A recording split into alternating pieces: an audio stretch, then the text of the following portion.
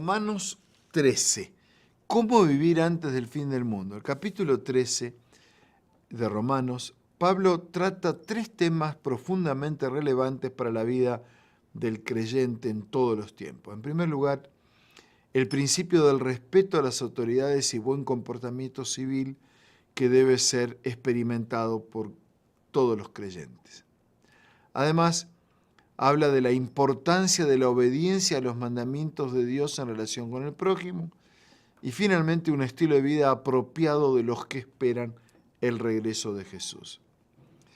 Si alguien debe ser un ejemplo para otros en ese papel de ser un seguidor de Cristo, obviamente es el seguidor de Cristo.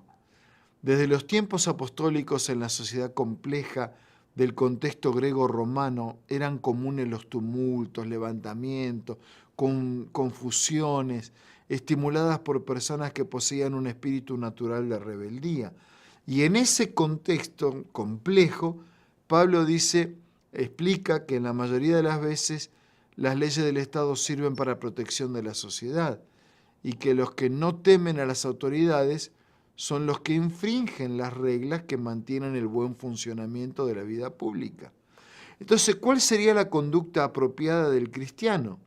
No quebrantar las leyes, antes sujetarse a ellas, y no solamente para evitar un castigo o una consecuencia, sino, dice Pablo, por causa de la conciencia. Así el cristiano no debe atraer sobre sí la desaprobación, a menos que las leyes de nuestro país entren en oposición con los principios de la ley del cielo. Debemos ser los primeros en demostrar obediencia y respeto. El versículo dice: pagad a todos los que debéis, al que tributo, tributo, al que impuesto, impuesto, al que respeto, respeto, al que honra, honra. Noten que dar a Dios la reverencia debida como autoridad suprema no nos exime del respeto a las autoridades humanas. Y aunque Pablo estuviera escribiendo en una época desfavorable de los primeros años difíciles del gobierno de Nerón, su respeto permaneció inalterado más tarde, cuando Pablo mismo fue martirizado injustamente por una orden del Estado. Aún en ese contexto, él mantuvo el principio que los cristianos deben ser sinónimo de civilización y pacificación social. Nuestras banderas no son las de este mundo, nuestra patria no está aquí. En la segunda sección del capítulo, Pablo destaca la importancia del amor y respeto a los demás, observando los mandamientos de Dios, respetando a nuestro prójimo. Él dice: el cumplimiento de la ley es el amor, haciendo un resumen que también está en Juan. Noten que el amor no es un concepto abstracto o vago. El amor es un principio de vivencia, convivencia, práctica, cuyos contornos están bien delineados en la obediencia a los mandamientos de la ley que tratan de la convivencia con el semejante. No demostramos amor por otros solo cuando no los perjudicamos, no insultamos o no herimos, sino también cuando nos dedicamos, respetamos y servimos al semejante conforme al mandamiento, renunciando a veces a nuestros propios intereses. En la práctica del bien se revela este tipo de amor a las personas. Como dijo Pablo, el amor no hace mal al prójimo. En tercer lugar, las palabras finales de este capítulo tienen importantes exhortaciones para estos días decisivos de lucha, tanto en la época, inclusive en la época de hoy.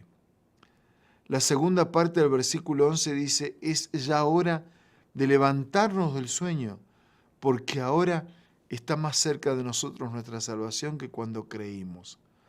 Los que miran el cuadro profético de las Escrituras, los que entienden que los últimos días ya están en curso, no deben desanimarse.